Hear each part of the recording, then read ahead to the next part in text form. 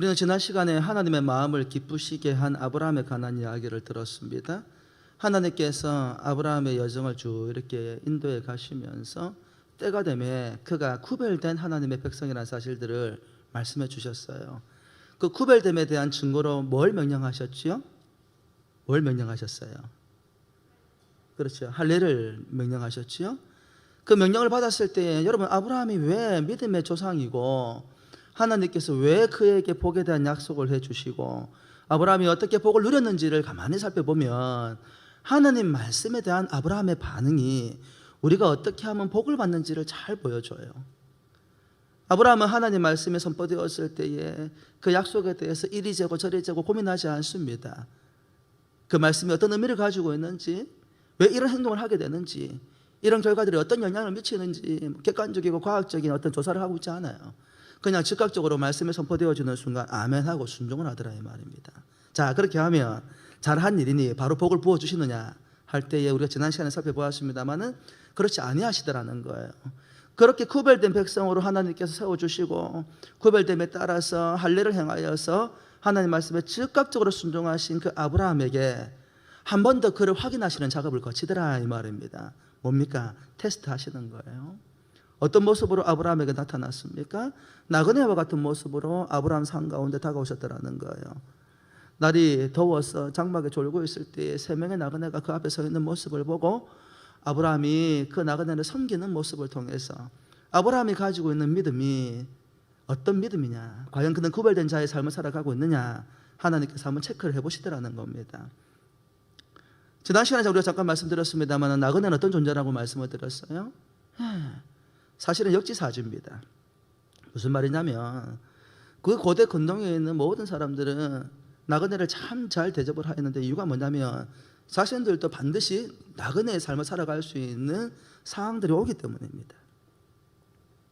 그 당시 고대 문동 문화는 주로 상업 아니면 목축업이 이제 주된 이제 경제적인 활동이었는데, 자신들의 양떼들을 이끌고 목축업하러 먼 길을 떠났다가 어느 상황 가운데 자신도 나그네가 되기도 한다는 거예요. 상업을 위해서 나그네가 되기도 하고요. 다양한 방식으로 모두가 지나가는 나그네와 똑같은 삶의 처지에 놓여지게 된다는 거예요. 그런 면에서 보면 주님의 말씀에 참 의미가 있는 말씀들이 많이 있습니다만 이런 말씀도 떠오르죠. 너희들이 선줄로 생각하거든 넘어질까 두려워하라. 우리는 넘어지는 사람들, 실패하는 사람들, 그것이 어떤 단순하게 인간적인 관점이 아니라 영적인 관점에서 볼 때에도 신앙적인 면모에 있어서도 실패하고 넘어지는 경우들이 얼마나 많이 있습니까? 넘어지는 일들이 어디 성도들에게만 일어나는 일들입니까? 목사에게도 장로에게도 직분을 가지고 있는 어떤 분들이라 할지라도 언제든지 넘어질 수 있다 이 말이에요. 그런데 그런 넘어지는 모습들을 보고 우리가 비판하거나 정죄하거나 판단하지 말라고 말씀하시는 이유가 뭐예요? 궁극적으로 심판은 하나님의 몫이지만 넘어졌다고 해서 비판하고 조롱하는 순간에 우리도 언젠가 저 자리에 그 자리에서 그대로 넘어져가지고 누군가로부터 조롱받고 심판을 정죄받을 수 있다는 거예요. 그래서 넘어져 있는 자들을 긍휼히 여기고 실패한 자들을 불쌍히 여기며 보듬고 안아주는 일들은 참 중요한 이야기인 것 같아요. 나그네를 섬기는 것은 힘들고 고통 가운데 놓여져 있는 사람들을 돌보는 행위일 뿐만 아니라 한층 더 나아가서 지난 시간에 우리가 함께 나누었습니다만 나그네는 사회적인 약자라는 관점에서도 접근해 볼 수 있겠다 말씀을 드렸습니다. 교회 안에 있는 지역사회에 있는 참 어렵고 힘든 상황 가운데 놓여져 있는 그 약자들을 섬기는 행위였다 이 말입니다. 그런데 그 섬김의 행위가 과연 뭐 어떤 관점에서 하나님께 시험할 수 있는 기준점이었겠는가라고 할 때에 구별된 백성들의 삶은 구별된 삶의 양식이 있다라는 거예요. 그러니까 내가 할 수 있는 적당한 선에서 섬기는 거냐, 일면식도 없는 사람들, 그 나그네가 집에 찾아왔을 때에 여러분 발 씻을 물 대접하고 마실 물 대접하고 좀 쉴 수 있는 시간 드리고 식사 한 끼 대접하면 잘한 거 아니겠습니까? 그렇지 않나요? 뭐 얼굴이 늘 익숙한 사람도 아니고 그렇게 귀한 사람들도 아니고 그저 지나가는 나그네 일면식도 없는 사람들이 우리 집에 찾아와가지고 죄송한데 물 한 끼 마실 수 있겠습니까? 물 한 끼는 아니구나. 물 한 잔 마실 수 있겠습니까? 혹시라도 먹을 것이 좀 얻을 수 있겠습니까? 그러면 뭐 발 씻은 물 대충 내주고 마신 물 대충 내주고 뭐 아브라함 또 종들도 있으니까 뭐 아이고 그러십니까? 저기 가면 우리 좀 나그네를 위한 처소가 마련되어져 있으니까 거기 가시면 우리 종들이 다 섬겨줄 것입니다. 그러면서 어깨에 한번 뽕 한번 살짝 넣어보고 아싸 내가 이 정도 능력 되니까 섬길 만한 힘도 되는구나. 그러면서 뭐 가워버릴 수도 있는 거잖아요. 근데 우리가 지난 시간에 아브라함의 모습을 통해서 좀 이런 마음이 들기까지 합니다. 좀 지나치지 않나? 그렇지 않습니까? 아브라함이 나그네들이 왔을 때 뭐라 불렀어요? 마치 주인에게 종이 엎드리듯이 엎드려서 들어와서 당신의 이 피곤한 여정 가운데에서 좀 쉼을 얻고 좀 드시고 그렇게 가시면 좋겠습니다. 뭐라고 불렀어요? 네 주여. 그리고 음식을 내어놓는데 이것이 그냥 보편적인 음식의 수준이 아닙니다. 염소도 아니고 양도 아니고 귀한 송아지를 잡아가지고 극진하게 대접할 뿐만 아니라 고운 밀가루를 갈아가지고 하나님에게 드리는, 왕에게 드리는 그런 정도의 정석한 음식을 만들고 그 당시에 찾아보기도 힘든 엉긴 젓과 치즈 같은 것들을 내어놓아서 얼마나 극진히 대접을 하는지요. 우리의 시대의 관점에서 보면 오지랖을 떨고 있는 것처럼 보여진다 이 말입니다. 근데 아브라함이 왜 그렇게 행동하는 것입니까? 그가 하나님으로부터 구별된 존재가 되었을 때에 세상 사람들이 가지고 있는 가치 기준이 아니라 하나님의 구별됨이 그의 삶 가운데에서 하나님의 구별된 백성의 특징으로 보여지더라는 거예요. 여러분, 구별된 하나님의 언약의 백성의 가장 중요한 특징은 뭐라고 그랬지요? 아브라함의 삶을 통해서 볼 수 있는 거 따라 하십시다. 겸손해야 됩니다. 그리스도인들은 내가 사회적인 어떤 지위를 가지고 있든 교회 안에서 내가 어떤 직분을 가지고 있든 겸손해야 됩니다. 겸손이 구별된 하나님의 언약의 백성의 특징이라는 거예요. 어떻게 섬겨야 합니까? 최선이 아니라 하나님을 섬기듯이, 왕을 섬기듯이 섬겨야 한다는 거예요. 할렐루야. 혹시 지난주에 누가 찾아오셨는데 한번 그렇게 섬겨보셨습니까? 아무도 안 찾아오셨나요? 찾아오시면 하나님을 대하듯이, 왕을 대하듯이 한번 섬겨보라는 거예요. 하나님께서 그 아브라함의 모습에 감동을 받으셨습니다. 기뻐하셨습니다. 거룩하고 구별된 하나님의 백성의 특성들을 하나님께서 그 아브라함의 모습을 기뻐하셨다는 말의 의미가 무엇입니까?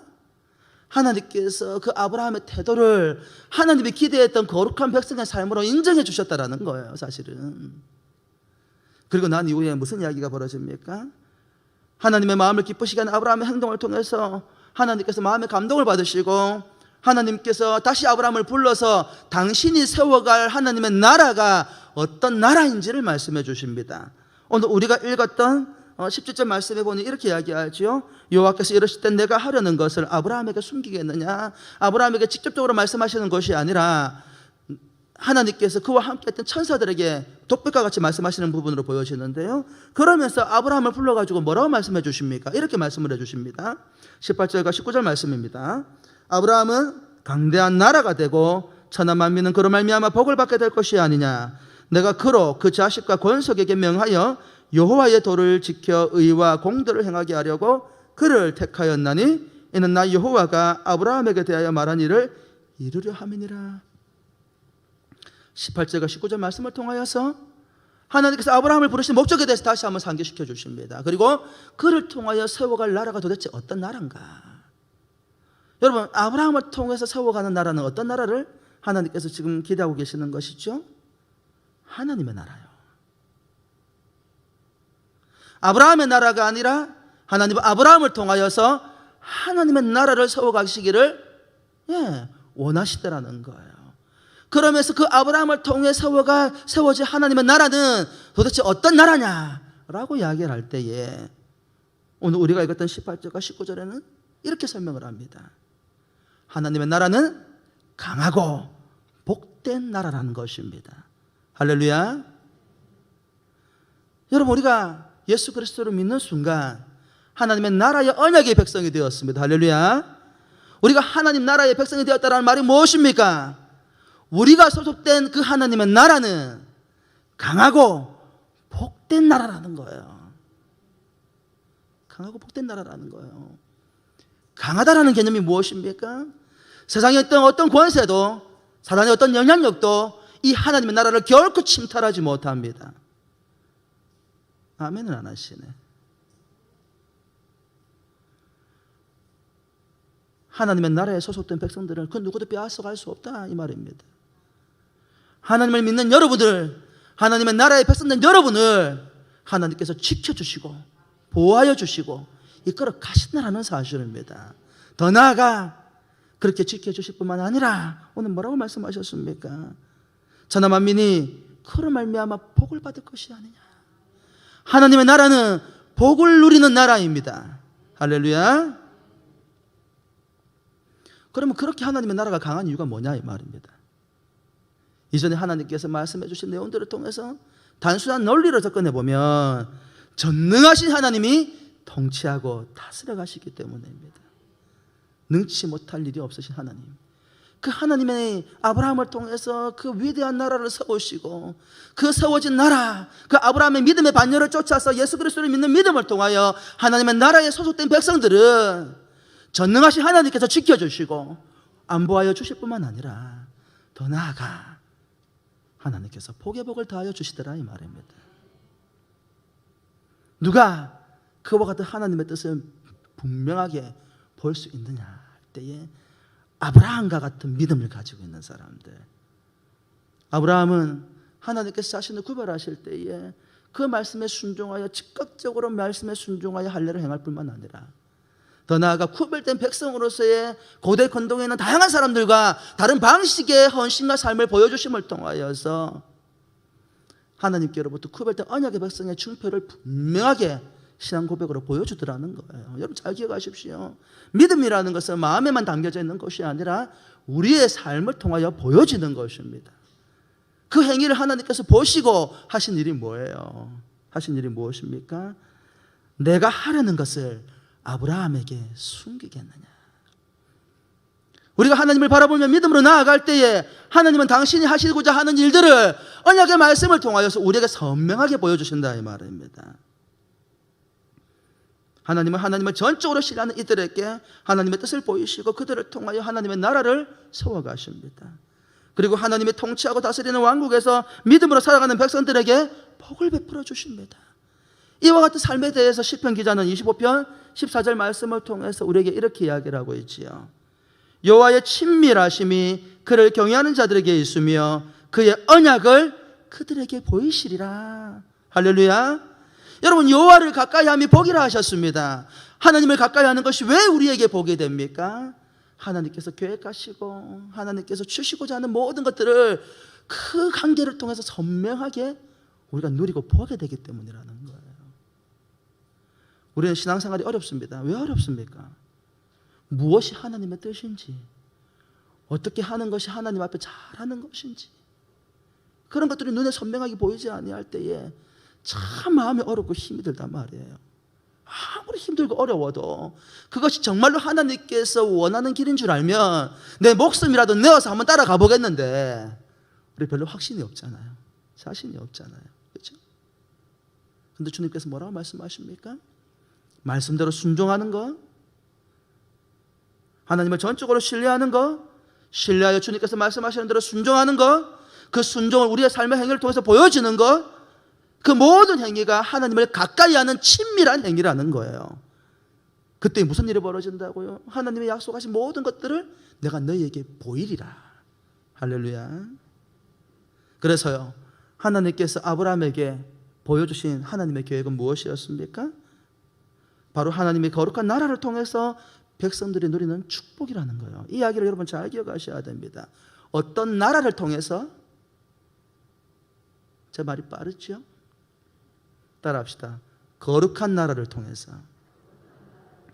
오늘 설교 내용 다 잊어버리셔도 돼요. 이 한 단어를 기억하셔야 합니다. 어떤 단어요? 거룩함이요. 이건 잊어버리면 안 돼. 왜냐하면 우리가 하나님 앞에 실패하는 이유가 바로 이 단어를 잊어버리기 때문인 거예요.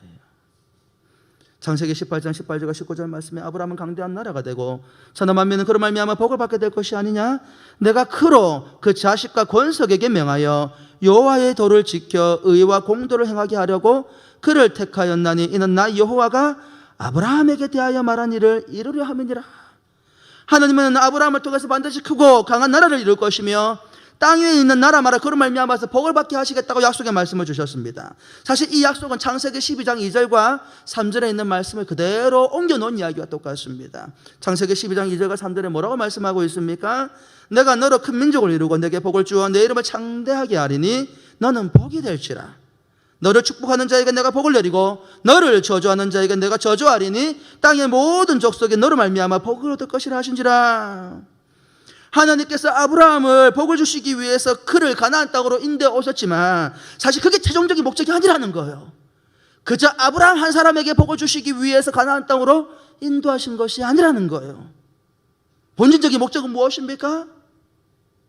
아브라함뿐만 아니라 아브라함을 통해서 태어나는 그 다음의 모든 세대가 여호와를 닮아 거룩한 삶으로 살아가도록 하는 데에 그 목적이 있다는 거예요. 저와 여러분들이 아브라함의 믿음 가운데에 그 믿음의 반열을 쫓아서 살아가신 하나님을 믿고 예수 그리스도를 믿는 믿음으로 살아간다는 말의 의미는 뭐냐면 아브라함이 하나님 앞에서 거룩한 것처럼 저와 여러분들도 거룩하게 살아가는 삶을 하나님께서 요구하고 계시다는 것을 알고 있다는 얘기인 거예요. 한마디로 거룩한 삶입니다. 이 단어는 잊어버리면 안 돼요. 이 한 주간 동안. 제가 지난주에 누구한테 물었거든요. 지난주 주일날 내 설교 내용이 뭐더냐 그랬더니 한참 저를 쳐다보면서 왜 그런 쓸데기 없는 질문을 저에게 하십니까? 그런 표정을 저를 쳐다보시더라고요. 그래서 제가 요즘 작전을 바꾸었어요. 아무리 설교 내용이 많아도 하나만 기억시키자.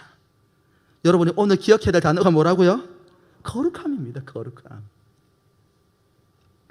하나님께서는 올바른 일을 하는 사람들을 좋아합니다. 그렇죠?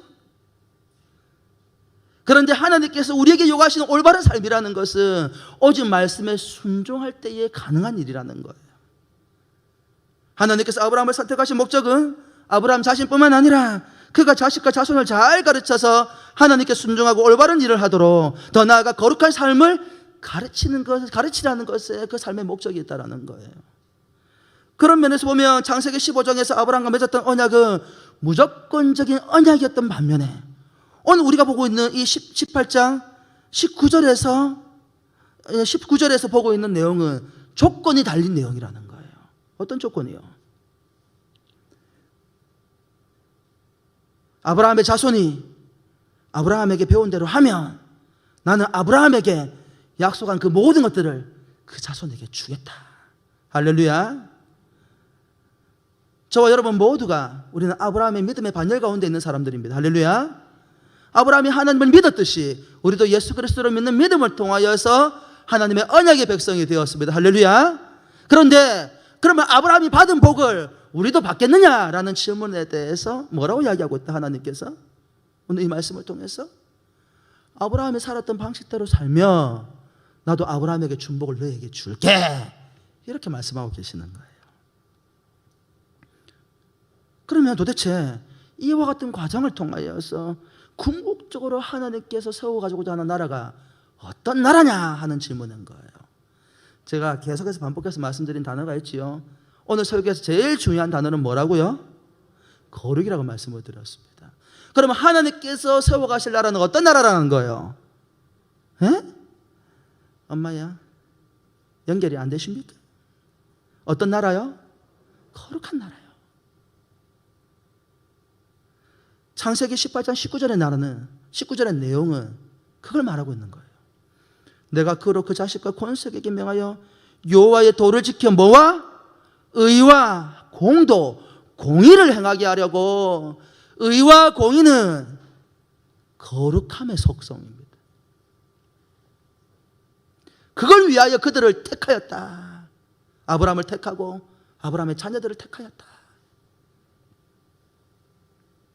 여러분 기억하십시오.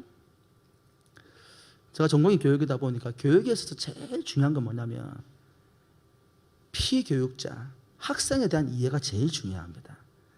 교육에 대한 방향은요, 우리가 가르칠 대상을 이해하는 대로부터 시작을 합니다. 우리가 가르치는 대상이 어떤 시대적 환경과 배경 가운데 놓여져 있으며 어떤 생물학적인 특성을 가지고 있으며 그래서 교육심리, 교육공학, 뭐 다양한 학문들이 발전하는 이유가 뭐냐면 그 모든 내용들은 공통적으로 뭘 바라보고 있냐면 우리가 가르칠 대상이 어떤 존재인가에 대한 이해를 하는 거예요. 시대마다 태어나는 우리 다음 세대들이 참 다르죠. 그죠? 요즘 아이들 여러분 이해할 수 있어요? 없어요? 이해가 안 되죠? 우리가 살았던 시대, 제가 종종 드리는 말씀이 있는데 내가 살아봐서 아는데 라는 말 하면 돼요? 안 돼요? 우리 애들이 6.25를 겪어봤어, 일제시대를 겪어봤어, 보릿고개를 겪어봤어. 우리 아이들이 컴퓨터가 없고 PC가 없고 태블릿 PC가 없는 시대를 살아봤겠어요? 근데 부모님들은 늘 똑같은 소리로 잔소리를 해, 애들한테. 내가 네 나이 때 다 겪어봐서 아는데. 우리 아이들의 경험 세계와 여러분의 경험 세계는 정말로 다릅니다. 부모님들이 우리가 가르치는 대상에 대한 이해를 제대로 하지 못하면 교육에 실패하는 가장 큰 이유가 뭐냐면 우리가 만나는 우리 아이들은 나와 다른 별 세계에 살고 있는 아이들이란 말이에요. 그 아이들이 살아가는 세계와 문화를 이해하지 못하면서 자꾸 다 안다고 이야기하니까 다 안다고 이야기하니 모르는 부모를 보니까 신경질이 나요, 안 나요? 그러니까 맨날 집에서 지지고 볶고 싸우는 거야, 부모하고. 뭐 서로 모른다는 걸 인정하면 되는데 서로 다 안다고 생각하니 얼마나 갈등이 일어나요. 그래서 교육은 뭐냐면 가르치는 대상에 대한 이해입니다. 그런데 신앙생활은 정반대입니다.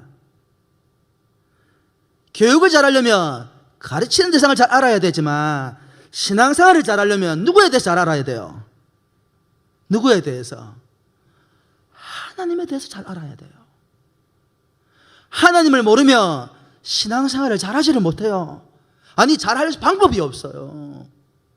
왜냐하면 신앙생활이라는 것은 하나님께서 원하는 방식의 삶을 살아가는 것이기 때문입니다. 그래서 오늘 조금 어려운 이야기를 하려고 그래요. 교리적인 이야기를 좀 하려고 합니다.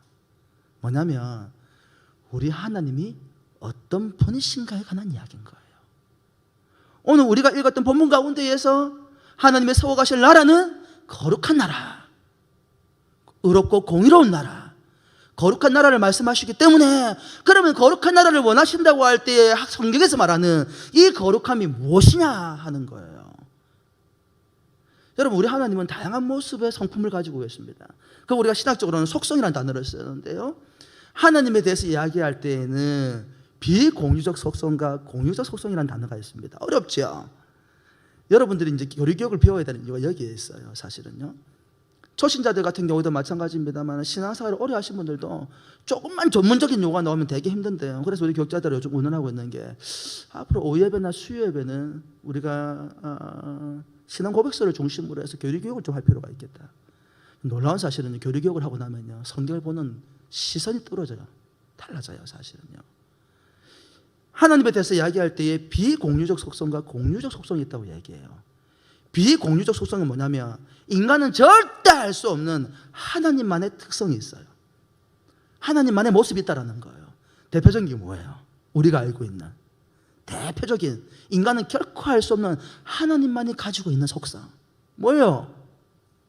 전능하심이요. 인간은 제한적인 능력을 가지고 있습니다만은 하나님에게는 능력에 제한이 없습니다. 전능하신 하나님이십니다. 또 뭐가 있을까요? 인간은 유한하지만 하나님은 영원하신 하나님이십니다. 그분은 영원하신 하나님이십니다. 또 뭐가 있을까요? 하나님은 불변하시지만 우리 인간은 변하는 존재라는 거예요. 또 뭐가 있을까요? 이 땅에 있는 모든 것들이, 심지어는 저 여러분 모두가 하나님에 의해서 지어진 피조물이지만 성경에서 하나님 어떤 분이라고 이야기하고 있죠? 여호와 나는 스스로 있는 자다, 자존하는 자다, 그렇게 이야기하고 있어요. 이와 같은 하나님의 모습은 인간과 절대 공유될 수 없는 하나님만의 모습이라는 거예요. 그런데 성경에 보면 하나님과 인간이 공유되는 모습들도 있다는 거예요. 그럼 뭐라고 이야기하냐면 우리가 공유적인 속성이라고 이야기해요. 여러분이 잘 알고 있는 모습들이 있어요. 대표적인 게 뭐가 있을까요? 뭐가 있을까요? 사랑, 자비, 지혜, 지식,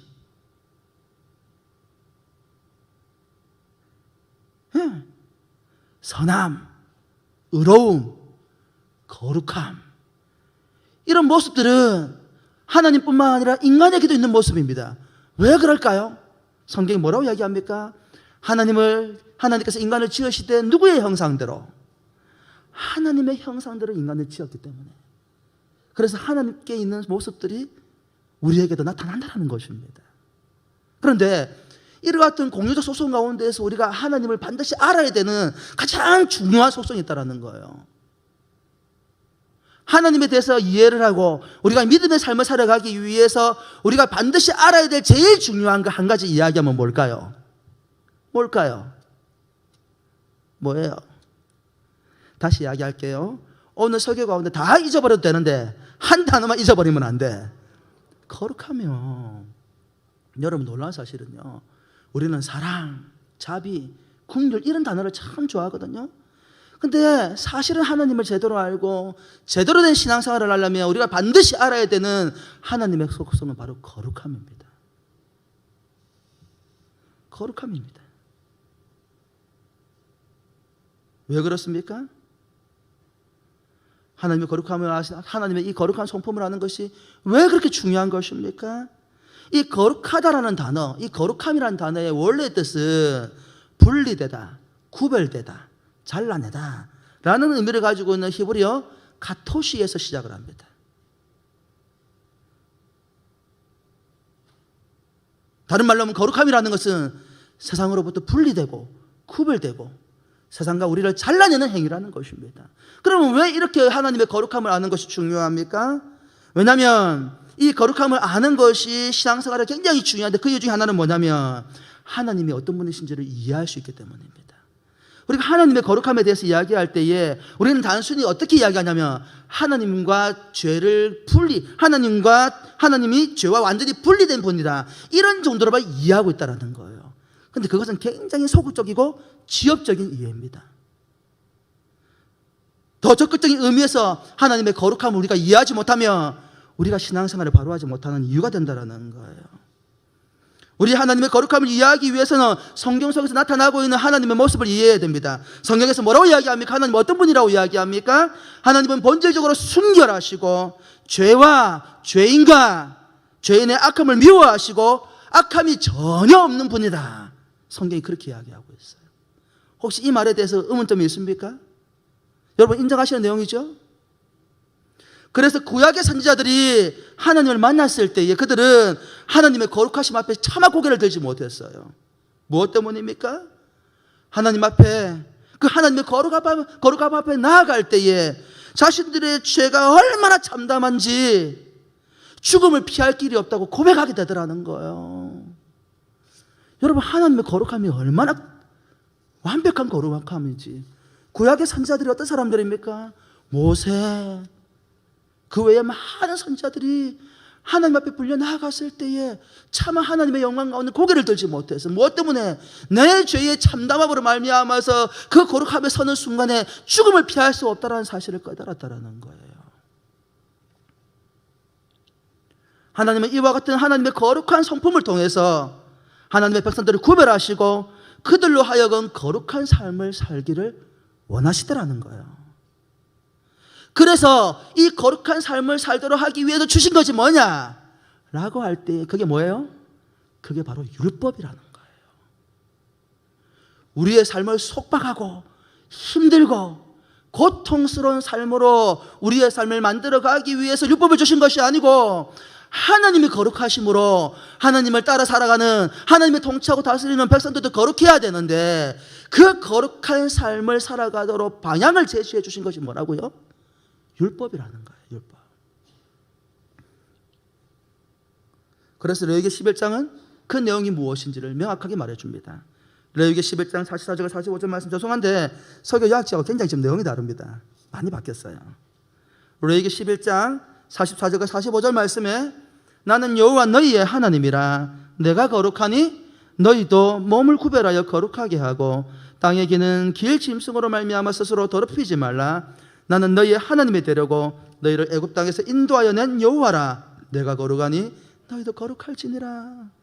하나님께서 세상 가운데 저와 여러분들을 구별하여 내신 이유는, 이스라엘 백성들을 애굽 땅 가운데 종되었던 삶으로부터 구별하여 내신 이유는 그들을 하나님이 통치하고 다스리는 거룩한 나라의 거룩한 백성으로 살아가도록 하기 위해서 오늘 저와 여러분들을 죄 가운데에서 세상 가운데 건져내신 이유는 죄악된 세상으로부터 구별하여 하나님이 통치하고 다스리는 거룩한 나라의 거룩한 백성이 되도록 하기 위해서 우리를 구별해내셨다는 거예요.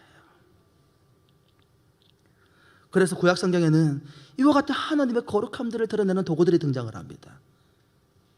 그 대표적인 게 뭐예요? 바로 성막과 율법입니다. 하나님께서는 하나님을 섬기는 장소로 성막을 만들어 구별하여 주셨습니다. 만드실 때에 바깥들과 성소 그리고 대제사장이 1년에 한 번 들어갈 수 있는 지성소로 구별하셨습니다. 왜 이렇게 구별하신 것입니까? 성막은 하나님의 거룩하심을 알려주는 실질적인 교육의 현장이라는 거예요. 무슨 말입니까? 여러분, 하나님이 존재하지 않는 곳이 있겠습니까? 하나님이 계시지 않는 곳이 있겠습니까? 하나님은 무소부지하신 분이십니다. 하나님이 갈 수 없는 영역이라는 것은 존재하지 않는다라는 거예요. 그럼에도 불구하고 하나님께서 구별하신 장소가 있다라는 거예요. 하나님께서 거룩하게 여기시는 곳이 있고 하나님이 거룩하게 구별하여 받으시는 삶의 방식들이 있다라는 거예요. 왜 성막이고 왜 교회입니까? 하나님은 전지전능하시고 무소부재. 이런 말씀은 여러분 자꾸 옛날 목사님 생각나죠. 하나님은 계시지 않는 곳이 한 군데도 없어요. 그럼에도 불구하고 왜 성막이고 왜 교회입니까? 세상 모든 것에서 하나님을 만날 수 있지만 하나님께서 구별하신 그리스도가 머리가 되시는 이곳에서 우리의 예배를 구별하여 받으시겠다라는 거예요. 우리가 왜 아무리 힘들고 어려워도 교회 공동체로 나와야 하는가에 대한 분명한 도전이 여기 있다라는 거예요. 하나님의 거룩함을 아는 것은 하나님께서 구별한 것이 무엇인지를 이해하는 중요한 방편이 된다는 거예요. 또 다른 하나는 율법입니다. 율법에서는 정한 것과 부정한 것을 많이 구분하고 분리하고 있습니다. 이건 거룩한 것, 이거는 부정한 것, 이런 거룩한 음식, 이거는 부정한 음식. 무엇 때문에 그렇게 하시는 거예요? 먹지 말라는 것입니까? 하나님께서 못 먹게 하시기 위해서 그런 것들을 구별하신 것이 아니라는 거예요. 백성들이 모든 불의와 부정한 것에서부터 멀어지고 구별되어서 살아야 한다는 것을 그와 같은 실물적인 교육을 통해서 구체적으로 우리에게 가르쳐주고 계시는 거예요. 모든 곳에 계시는 하나님께서 하나님을 예배하는 장소를 구별하여 우리에게 말씀해 주신 것처럼 모든 것을 먹을 수 있지만 구별된 백성이라고 한다면은 하나님께서 부정히 여기시는 음식을 멀리함을 통하여서 우리가 세상 가운데에서 구별된 존재라는 것을 인식하라는 거예요. 그래서 레위기의 가장 큰 주제는 무엇입니까? 거룩함입니다. 하나님의 거룩함, 그 백성들의 거룩함. 하나님의 나라에 사는 언약의 백성들은 어떻게 살아가야 한다는 거예요? 거룩하게 살아가야 한다는 거예요. 그래서 레위기에는 뭐라고까지 이야기합니까? 너의 눈이, 너의 팔이 천국을 가지 못하게 하는 악을 행하고 있다고 한다면 눈을 뽑아버리고 팔을 베어버려 잘라버려라. 무서운 말이죠. 걱정되네. 다음 주에 안 데끼고 오시고 그러고 오실까 봐.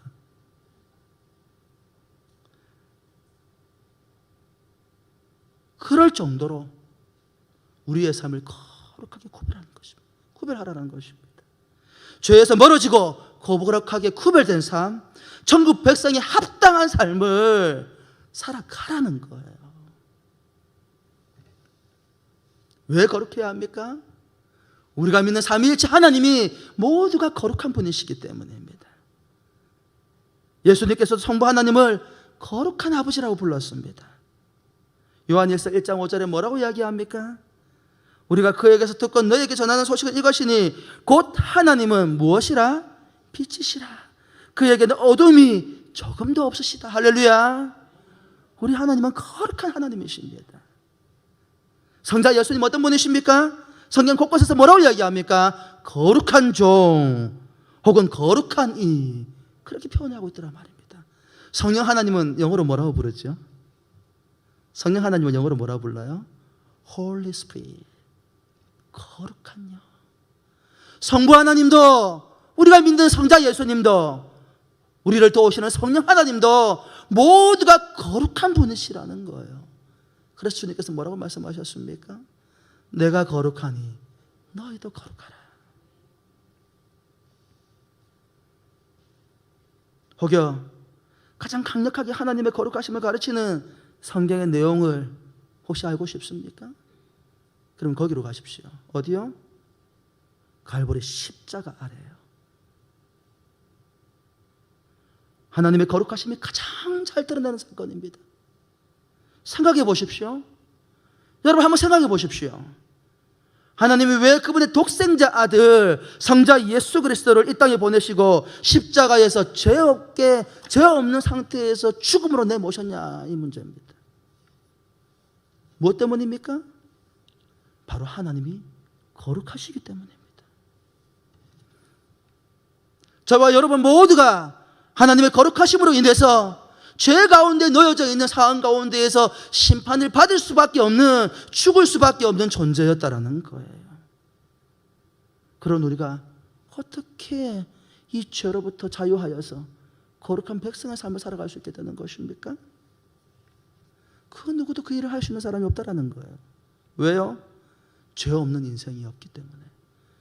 그래서 하나님께서 당신의 거룩함을 우리의 삶을 통해 이루시기 위해서 죄 없으신 예수 그리스도, 율법을 완전하게 지키신 그 그리스도를 십자가에 내어주시고 못 박혀 죽게 하시고 피 흘리심을 통하여서 우리의 대속의 제물이 되어주게 하시고 그 과정을 통하여서 거룩하신 하나님 앞에 우리가 설 수 있는 자격을 부여해 주시더라는 거예요. 여러분 알고 계십니까? 예수 그리스도를 믿는 언약의 백성들은 거룩한 백성입니다. 하나님께서 예수 그리스도의 보혈의 피로 말미암아서 우리 안에 있는 모든 더러운 죄악들을 씻어 주셨어요. 믿습니까? 왜 그렇게 할 수밖에 없어요? 인생 가운데 큰 누구도 하나님에게 이 거룩함을 만족시킬 수 있는 존재가 없었기 때문입니다. 그래서 로마서 8장 32절에 뭐라고 말씀하셨습니까? 자기 아들을 아끼지 아니하시고 우리 모든 사람을 위하여 내어주신 이가 어찌 그 아들과 함께 모든 것을 우리에게 주시지 아니하겠느냐. 하나님께서 아브라함을 통해 세우실 나라가 어떤 나라라고요? 강한 나라, 그리고 그 다음에 복 받는 나라, 복을 누리는 나라. 어떻게 강함과 그 복을 누릴 수 있는 존재가 되었냐는 거예요. 아들 예수 그리스도를 내어주신 이가, 우리를 거룩하게 하신 이가 아브라함에게 준 복을 어찌 우리에게 주시지 않겠느냐, 이 말인 거예요. 사랑하는 성도 여러분, 주님께서 대신 우리를 위해서 죽어주셨습니다. 여러분 십자가가 무엇입니까? 십자가가 뭐예요? 하나님의 공의와 거룩함을 나타내는 가장 숭고한 선포이고 위대한 계시라는 것입니다. 이 십자가 앞에 나아가서 모든 죄악으로부터 거룩하게 되지 않은 인생이 아무도 없어요. 그리스도의 십자가 앞에만 나아가면, 그 십자가 가운데 못 박혀 돌아가신 예수 그리스도를 믿기만 하면 우리의 죄가 진홍같이 붉을지라도 하나님께서 흰 눈과 같이 희게 하시고 우리를 거룩하게 하신다는 겁니다. 그래서 우리가 하나님 나라 들어갈 수 있는 거예요.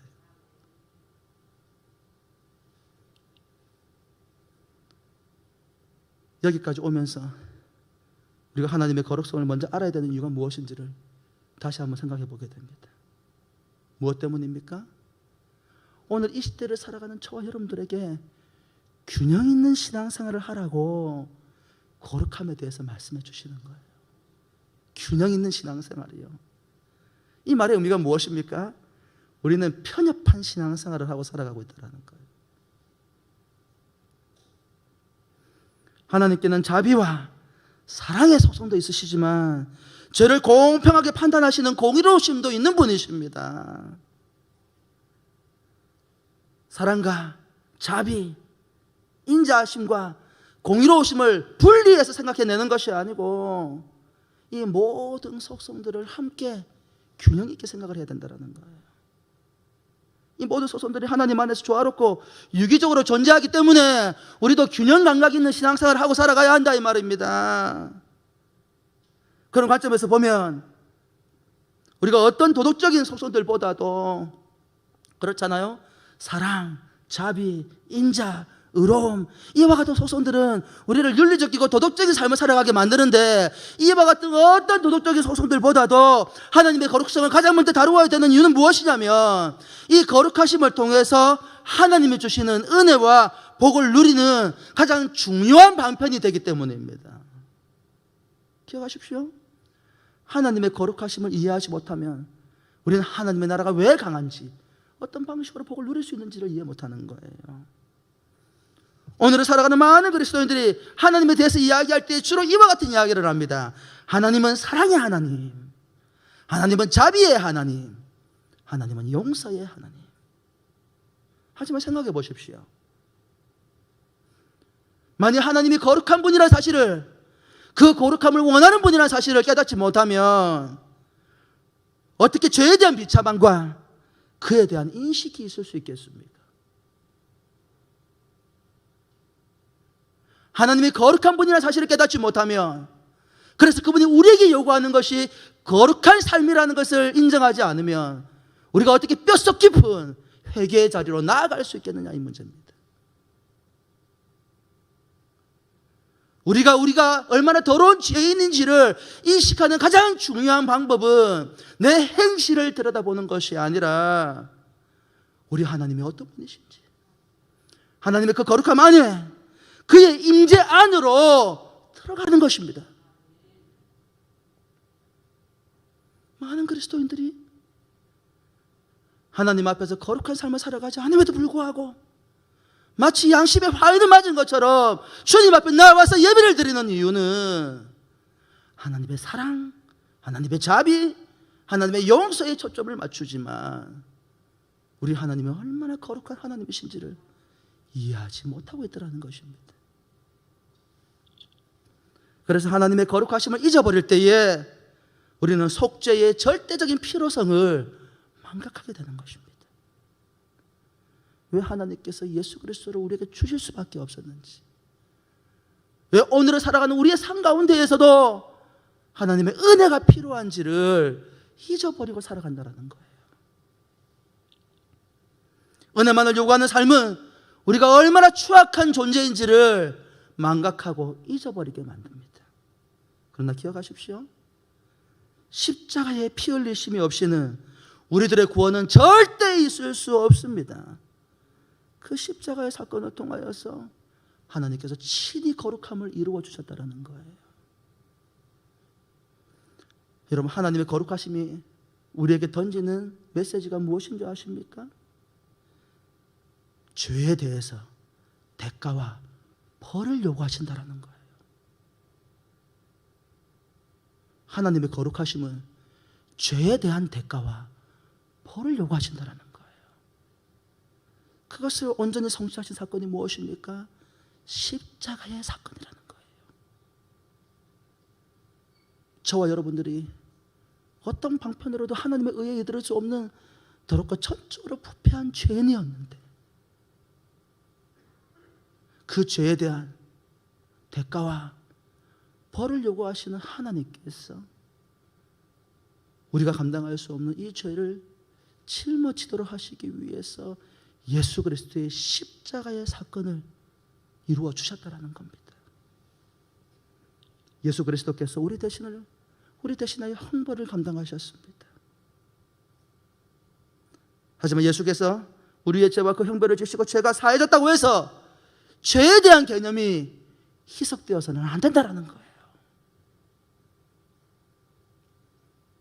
율법과 말씀은 우리 하나님의 얼마나 거룩한 하나님의 신절을 말씀해 주십니다. 그리고 더 나아가 하나님의 임재 안에서 그분과의 교제 앞으로 더욱 힘써 나아가 우리의 삶이 거룩해지기를 원하시고 계신다라는 거예요. 그걸 신학적 용어로 뭐라고 이야기해요? 성화라고 이야기하는 거예요. 받은 구원에 만족하지 말고 거룩하신 하나님답게, 너희가 장차 살아가게 될 그 거룩한 하나님의 나라의 백성답게 거룩하게 살아가라는 거예요. 그를 통해서 강한 하나님의 나라에서 하나님이 주시는 은혜와 복을 누리고 살아가라는 거예요. 여러분, 사랑하는 성도 여러분, 기억하십시오. 그런 까닭에 예수 그리스도의 그 속죄의 사역은 우리의 삶 가운데 유일한 감사의 조건입니다.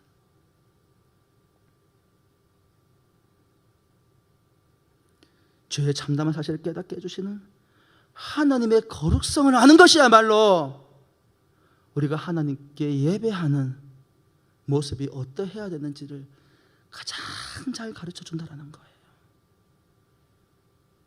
하나님의 거룩함을 깨닫는 순간 우리는 이 자리에서 우리가 어떻게 예배를 드려야 되는지를 명백하게 인식하게 됩니다. 사랑하는 성도 여러분, 지난 한 주간 동안 어떻게 살아오셨습니까?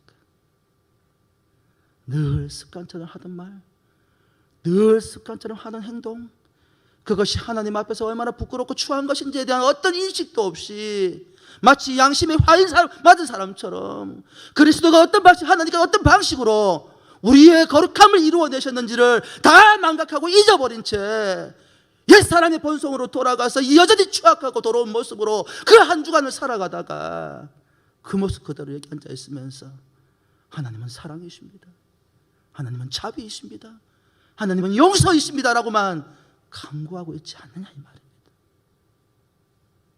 그런 우리의 모습을 통해서 어떻게 살아계신 하나님께 영광을 돌려드릴 수 있겠느냐 이 말입니다. 사랑하는 성도 여러분, 예배의 목적은 무엇입니까? 하나님의 하나님 되심을 노래하고 찬송하며 그분께 영광을 올려드리는 일입니다. 그것이 여기 앉아있다고 해서, 우리가 헌금 몇 푼을 낸다고 해서,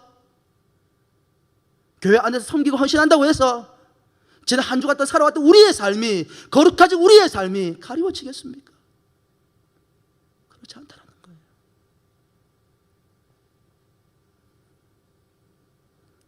하나님 앞에 나올 때에 더욱더 경건하고 두려움으로 하나님 앞에 나와야 합니다. 우리의 예배를 받으시는 분은 서영년 목사가 아니고 살아계신 하나님이시기 때문입니다. 사랑하는 성도 여러분, 그래서 우리 하나님은 거룩함을 알아야 합니다. 그 하나님이 거룩하시기 때문에 비로소 왜 소돔과 고모라를 멸하실 수밖에 없는지에 대한 이야기들을 이해하게 되는 것입니다.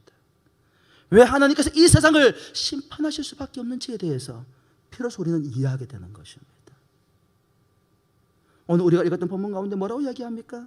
20절과 21절 말씀에 여호와께서 또 이르시되 소돔과 고모라에 대한 부르짖음이 크고 그 죄악이 심히 무거우니 내가 이제 내려가서 그 모든 행한 것이 과연 내게 들린 부르짖음과 같은지 그렇지 않은지 내가 보고 알리하노라. 여러분, 놀라운 사실은 무엇입니까? 하나님께서 소돔과 고모라를 멸하시러 가는데 왜 멸하시러 간다고 이야기하고 있습니까? 소돔과 고모라 가운데 부르짖는 목소리가 있다는 거예요. 고통받는 의인들이 부르짖고 있다는 거예요. 세상의 불의로 말미암아서 하나님의 언약의 백성들이 고통을 받고 있다는 거예요. 많은 그리스도인들이 이런 질문들을 합니다. 하나님, 우리는 믿음으로 살아가고 몸부림치고 살아가고 있는데 왜 우리의 인생은 여전히 고통 가운데 놓여져 있는 것입니까? 살아계신 하나님은 어디에 계시는 것입니까? 여러분, 기억하십시오. 하나님은 불의 가운데 고통받고 있는 여러분의 인생들을 기억하시고 듣고 계십니다. 때가 되면 하나님께서 소돔과 고모라로 가십니다. 뭘 하기 위해서?